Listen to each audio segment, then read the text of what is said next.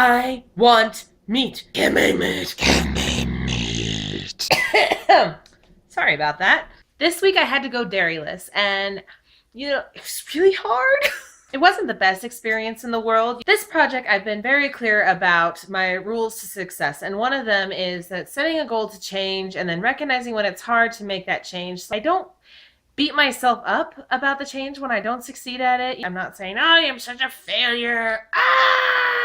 I'm allowing myself to step back a bit, and I'm having a little of the stuff that I'm craving. And that's how I make this a happy and peaceful and zen-like experience rather than a but only a little. I don't gorge myself. I realize that this is a change I actually am trying to make. This is my goal. I do want to get there. So the majority of my choices and decisions are aimed in that direction, but I don't beat myself up when I have a little bit. Like chocolate. Lots of chocolate and fudge. It's Christmas, guys! That said, for some of you may find that traditional foods are really, really, really hard to give up. For me, it was cheese. I didn't really care about the going meatless part until I got rid of the cheese. And then it was like this monster crawled up from deep inside of me. Hungry! And it took my sated hormones hostage until I finally gave it what I wanted, which I did. I gave it some cheese-flavored croutons and some vegan cheese. Which, by the way, is actually pretty good. If you go at it realizing it's made of different stuff, it's gonna taste different, but it really does satisfy that cheese craving. Like, it's really strong, like almost stronger than regular cheese, but it's not the same flavor. It tastes a little bit more rancid than regular cheese. But if your goal is to become a vegan and you have cheese cravings, this cheese will do the job and it'll help you to be satisfied. However, I would never, ever, ever, ever, ever, ever, ever, ever in a million years ever eat this cheese by itself. Ever. I'm not sure how I feel about vegan cheese from like the political food standpoint because, okay, so one of the reasons I decided to do this project is because of the animal cruelty. Meat itself isn't bad. I still feel like meat is good. It's good to have, but our excessive need for it is driving the industry of excessive producing, which sometimes drives the animal cruelty. And it's all just wrong. I'm not saying like the guys in suits are planning that from the beginning, but it's a byproduct of what happens when we all need so much meat. I mean, the baby chickens are just so cute and you want to hold them and pet them and they're so little fluffy and then you want to snuggle them and then you see one of those processing videos where they are ground up into feed and you're like, what the crap just happened?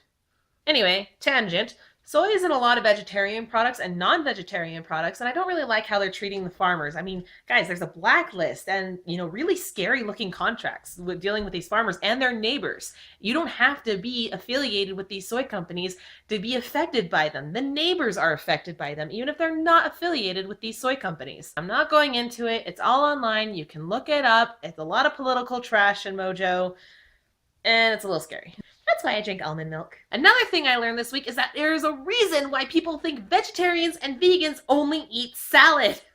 It's because salad is the only vegetarian vegan thing approved served at any given party. I can't believe I already ate the salad though. It's like, it's all gone because I was so hungry. I didn't have breakfast. That was the hardest part. Like, I wanted the beef because I didn't have breakfast. And I have like 4 courses of chips and 2 rolls. That's the only way I'm going to survive this lunch. Luckily, as a culture in America, the veggie dish trays and the fruit trays are becoming more popular at parties because people are becoming more aware of their health. People are actually trying to eat the produce. And I think a lot of people realize that grapes and carrots can be delicious. They're quite sweet. As my mom once said, carrots are the candy of vegetables. That's it for this week. I'm going over the China study again. I finished it. I loved it. Like the first half of it, he was kind of awesome, with all the details and stuff and referencing other scientists and everything, Dr. Collins was.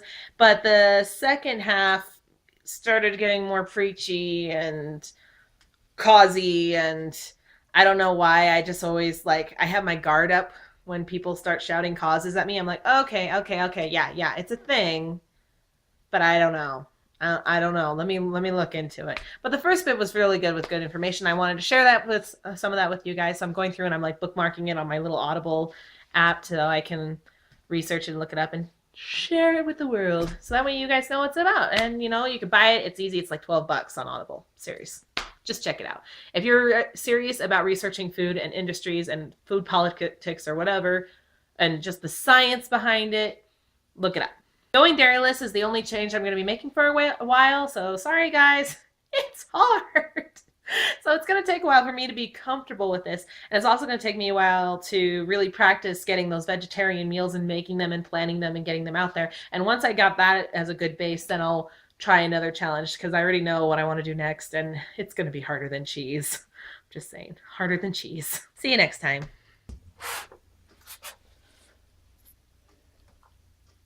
Ah, fudge!